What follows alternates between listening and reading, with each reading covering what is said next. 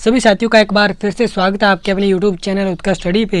और दोस्तों आज के इस वीडियो में हम RS प्री एग्ज़ाम 2023 की दृष्टि से बहुत ही महत्वपूर्ण प्रश्नोत्तरी लेकर आए हैं। और दोस्तों ये जो प्रश्नोत्तरी रहेगी ये हमारी करंट रिलेटेड रहेगी। जैसे हाल ही में आपको पता है कि भारत के सॉलिसिटर जनरल को पुनः नियुक्त किया गया है, तो उनसे संबंधित हमारे पॉलिटी से जुड़ के कैसा क्वेश्चन आ सकता है उस पर भी हम चर्चा करेंगे। इसके अलावा जो भी आपके सब्जेक्ट हैं, चाहे वो साइंस टेक हो या फिर करंट अफेयर से रिलेटेड हो या फिर आपका हिस्ट्री, जियोग्राफी, सारे सब्जेक्ट हैं वो इस वीडियो में आपको देखने को मिलेंगे। यानी उनसे संबंधित क्वेश्चन इस क्लास में आपको देखने को मिलेंगे।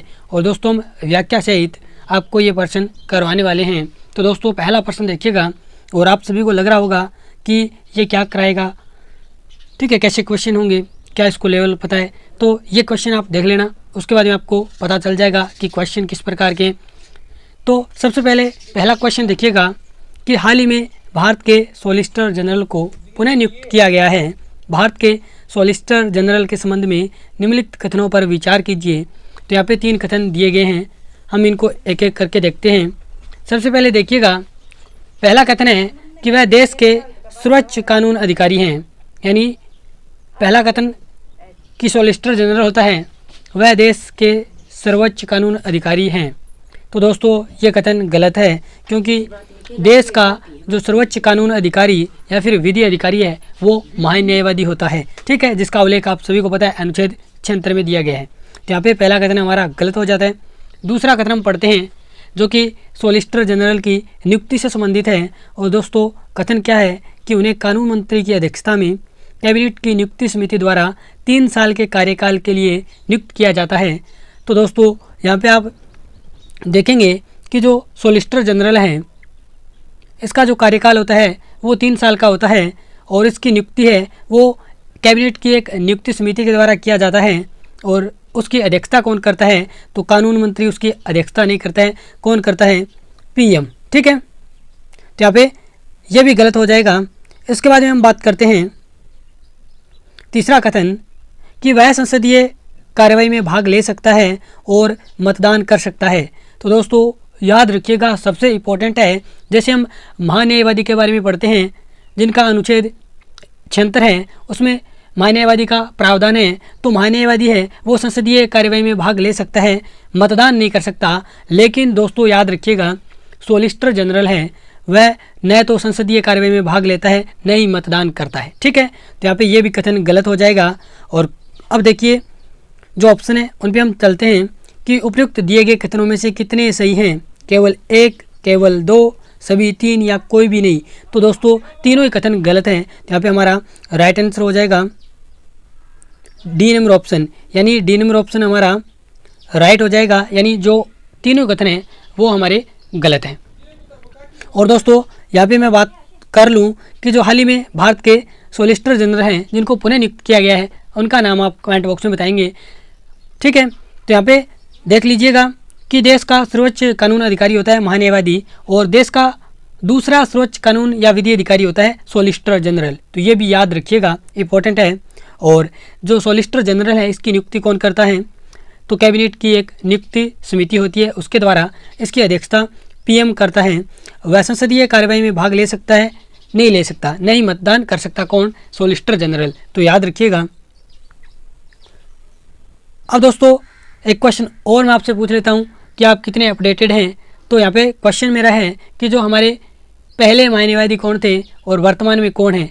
इसी प्रकार आपको राजस्थान में जो यानी राज्यों का जो सर्वोच्च विधि अधिकारी महाधिवक्ता है जिनका उल्लेख अनुच्छेद 165 में है, उनके बारे में आपको बताना है कि राजस्थान के प्रथम महाधिवक्ता कौन थे और वर्तमान में राजस्थान के महाधिवक्ता कौन है, ठीक है। दूसरा क्वेश्चन हम देख लेते हैं। क्वेश्चन पहला आपको कैसा लगा, मुझे उम्मीद है कि आपको ये अच्छा लगा होगा। तो देखिएगा दूसरा क्वेश्चन इंपॉर्टेंट है, इसको हम साइंस टेक या फिर हम साइंस से जोड़ सकते हैं कि हाल ही में खबरों में देखी गई पौधे की प्रजाति साल 16 ओपोजिटिफोलिया डैशफोटानी को निम्नलिखित में से किसके निर्माण के लिए एक स्थायी स्रोत पाया गया है, जीवाणुरोधी, लाई और साबुन, तकनीकी कपड़ा निर्माण में या फिर पेय पदार्थ निर्माण में। तो यहाँ पे दोस्तों याद रखिएगा, हाल ही में ये जो पौधा है ये जो गुजरात में कच्छ जिला है उसमें जो स्थान है खादीर बेट और बेला क्षेत्र, इन क्षेत्रों में ये एक बारहमासी झाड़ी है जिसे हाल ही में खोजा गया है। इसका नाम याद रखिएगा आप। नाम क्या है इसका? तो ऊपर लिखा हुआ है साल 16 ओपोजिटिफोलिया डेस फोटानी, ठीक है। और दोस्तों ये किस परिवार से संबंधित है? तो एमरेंथिस परिवार से संबंधित है और ये एक बारहमासी झाड़ी है। ऐसे भी क्वेश्चन आ सकता है कि हाल ही में जो पौधे की प्रजाति खोजी गई है जिसका नाम है साल 16 ओपोजिटिफोलिया डेस फोटानी, ये क्या है? झाड़ी है या फिर वृक्ष है? तो इस प्रकार आपसे क्वेश्चन पूछा जा सकता है। तो ये याद रखिएगा, ये बारहमासी झाड़ी है जो गुजरात के कच्छ जिले में जो प्रमुख क्षेत्र हैं खादीर बेट और बेला क्षेत्र, यहाँ पे ये खारे शुष्क व अर्धशुष्क वातावरण में उगती है। और इसका जो उपयोग है वो हम किसके रूप में देख सकते हैं? तो ये लाई और साबुन बनाने में एक स्थायी स्रोत के रूप में हाल ही में खोजा गया है। तो यहाँ पे बी नंबर ऑप्शन आपका राइट हो जाएगा। नेक्स्ट क्वेश्चन देखिए। नेक्स्ट क्वेश्चन है आपका नैनो यूरिया से संबंधित इंपॉर्टेंट क्वेश्चन ये रहेगा। तो आपको बताना है नैनो यूरिया के संबंध में निम्नलिखित कथनों पर विचार कीजिए।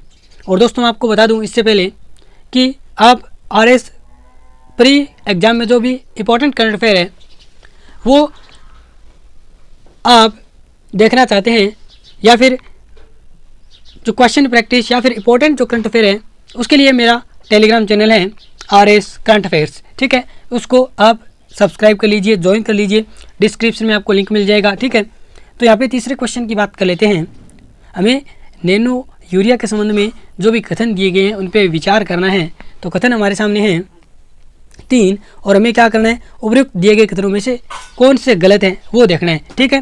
क्वेश्चन को पहले यहाँ से पढ़िएगा क्योंकि हमें सही देखना है या गलत देखना है, तभी हम क्वेश्चन को कर पाएंगे। तो यहाँ पे 3 कथन हैं, तीनों कथनों की हम चर्चा कर लेते हैं, व्याख्या कर लेते हैं।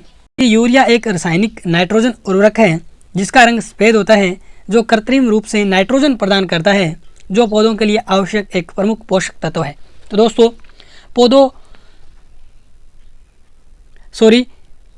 दोस्तों जो भी पौधे होते हैं उनका एक प्रमुख आवश्यक पोषक तत्व है वो है नाइट्रोजन। तो ये जो यूरिया है हम किस लिए डालते हैं? कि पौधों को कृत्रिम रूप से नाइट्रोजन हम प्रदान कर सकें। तो यहाँ पे पहला कथन है वो बिल्कुल सही है, ठीक है। यानी यूरिया क्या है? एक रासायनिक नाइट्रोजन उर्वरक है और इसका रंग कैसा होता है? सफेद होता है। दूसरा कथन देखिएगा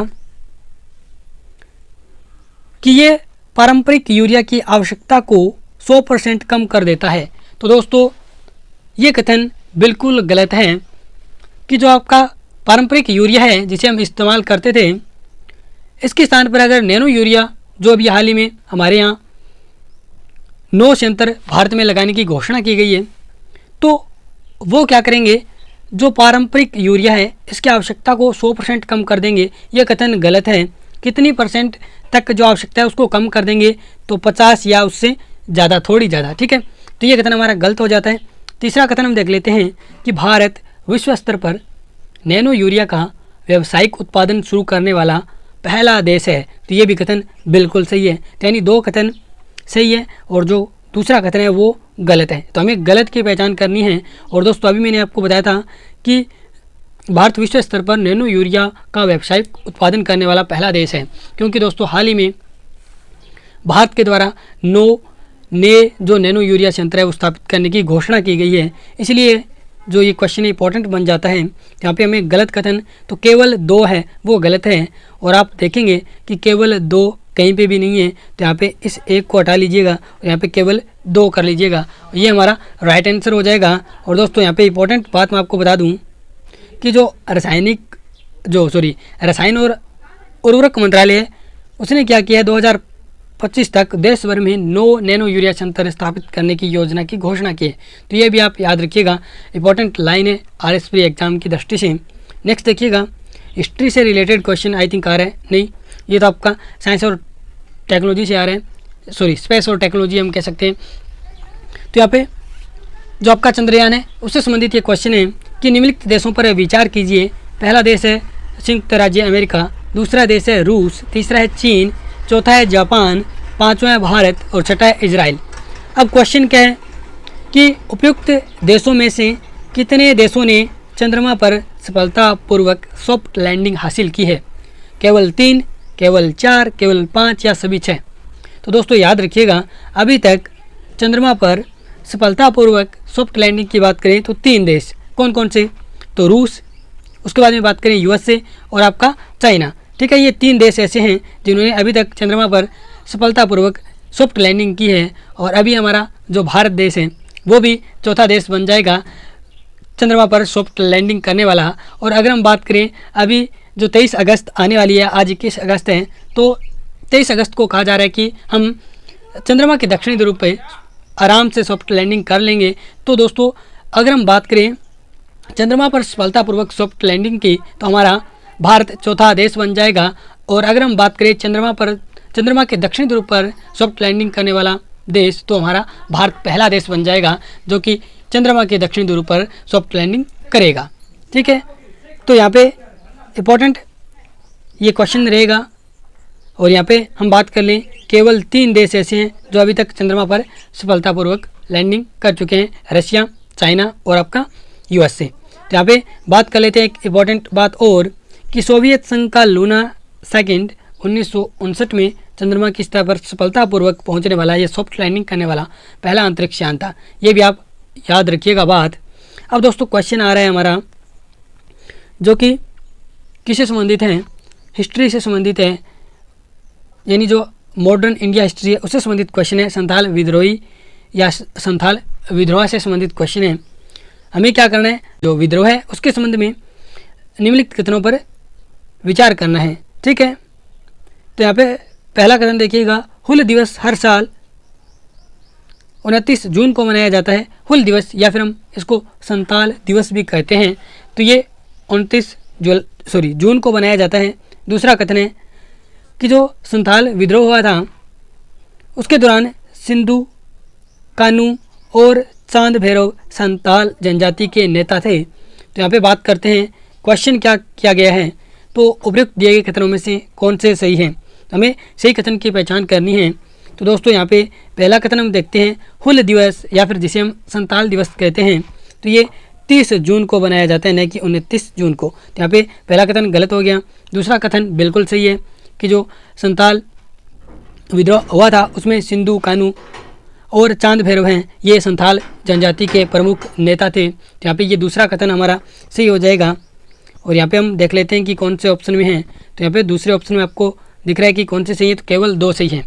इसके अलावा दोस्तों ये दिवस क्यों मनाया जाता है, संताल दिवस या हुल दिवस? तो ये जो भी संताल विद्रोह हुआ उस समय जो संताल जनजाति है इसके जो भी नेतृत्व करता नेता थे, जैसे सिंधु है, कानू है, चांद भैरव हैं और यहाँ पे फूलो झानो है, तो इन नेताओं के द्वारा जो संताल जनजाति के लोगों के द्वारा जो बलिदान दिया गया था उसको याद करने के लिए ये दिवस है 29 जून को बनाया जाता है। तो यहाँ पे याद रखिएगा कि जो संथाल विद्रोह हुआ था उसमें प्रमुख नेता कौन थे, तो सिंधु कानू, चांद भैरव और फूलो झानो। तो ये आपसे पूछा जा सकता है, इंपॉर्टेंट ये क्वेश्चन है। और दोस्तों ये थी आज की हमारी क्लास। कल दोस्तों आपको जो क्लास मिलने वाली है उसमें बहुत ज़्यादा क्वेश्चन मिलेंगे आपको। उसमें सारे जो आपके विषय हैं उनसे संबंधित क्वेश्चन, चाहे वर्ल्ड ज्योग्राफी हो, इंडियन ज्योग्राफी हो, राजस्थान की ज्योग्राफी हो, ठीक है, और करंट अफेयर से रिलेटेड, पॉलिटी से संबंधित जो भी क्वेश्चन है, तो सारे क्वेश्चन आपको मिलने वाले हैं। ये क्लास आपको कैसी लगी और जो भी क्वेश्चन मैंने आपको पूछे इनके बारे में आप कमेंट बॉक्स में ज़रूर बताइएगा। ठीक है, मिलते हैं कल वाली क्लास में। धन्यवाद। और टेलीग्राम चैनल को ज्वाइन कर लेना। और जो आपका मेरा इंस्टाग्राम अकाउंट है RS करंट अफेयर्स, वहाँ पे भी मैं आप कुछ पोस्टें हैं वो डालता रहता हूँ जो RS करंट अफेयर या फिर RS जो प्री एग्ज़ाम है उसकी दृष्टि से इम्पोर्टेंट है। ठीक है, धन्यवाद दोस्तों, मिलते हैं नेक्स्ट क्लास में।